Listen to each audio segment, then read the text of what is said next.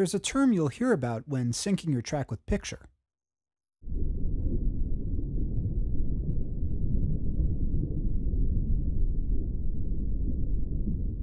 No, I didn't mean dropping your track in the ocean. I meant syncing, as in making your track play synchronously with the video you're working to. The term I'm referring to is the two-pop.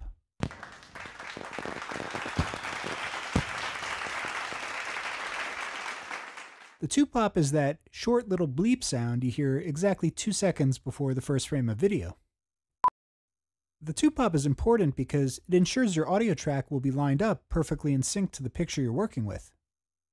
Once your music track leaves your hands, others involved in the process, like the music house and film editor, will be laying your track back to picture, and you want to make sure there's no confusion as to where to place it.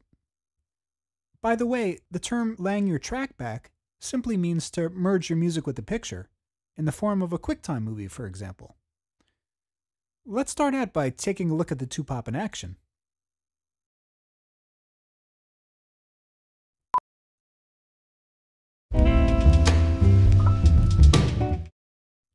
Notice how there's a visual countdown at first, going from 5 to 4 to 3, with each number lasting for 1 second.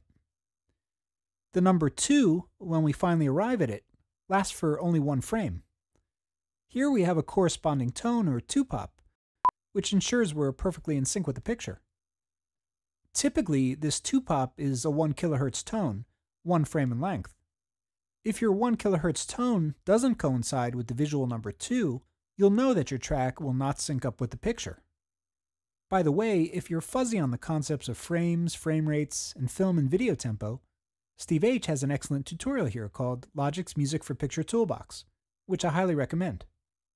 Now, once the two-pop occurs, we have exactly 2 seconds of silence and visual darkness until we see the first frame of picture. Usually your music will start right along with this first frame. Sometimes it starts later in the spot though, and if it does, all the more reason to have a two-pop, since it'll avoid any confusion about how your music is intended to sync up. So here's what I do to line up the two-pop with picture and Logic. So just to show you how this works, I bounced down a track that I was working on and imported it back into Logic. Here's the track. I've also imported the movie that goes along with it. Well, the first thing we should do is check it out. Notice how the music starts right along with the first frame of picture. Now let's check it out one more time. So the first thing I need to do is move the song start point, which is here, back by a couple bars at least, just so I can make some room to put the two-pop in. Now, you see how the playhead is starting on bar 1, beat 1? We need to move that back earlier by 2 seconds. And the way I do that is down here in the time display. So the time display is organized in hours, minutes, seconds, and frames. It's the seconds that we need to deal with. And since we're starting at 5 seconds, we need to pull that down to 3 seconds. 4, 3.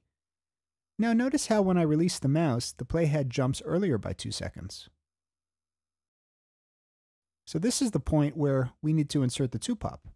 Fortunately, I have a two-pop saved on my hard drive, and I'm going to import that now. There it is. So we have the two-pop now in our session, but as you can see, it's not coinciding with the playhead. So what I can do is select it. I then have a key command set up called Move Object to Playhead. You can find that in the key command preferences if you want to set that up.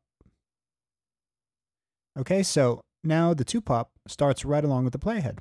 Let's zoom in on this for a second. The final thing I need to do is move the left locator to start at the playhead.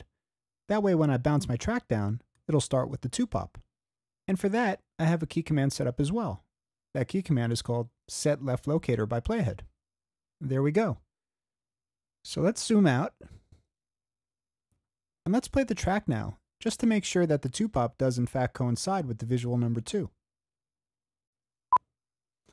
Actually, let's go back just a little bit earlier so we can watch the whole countdown.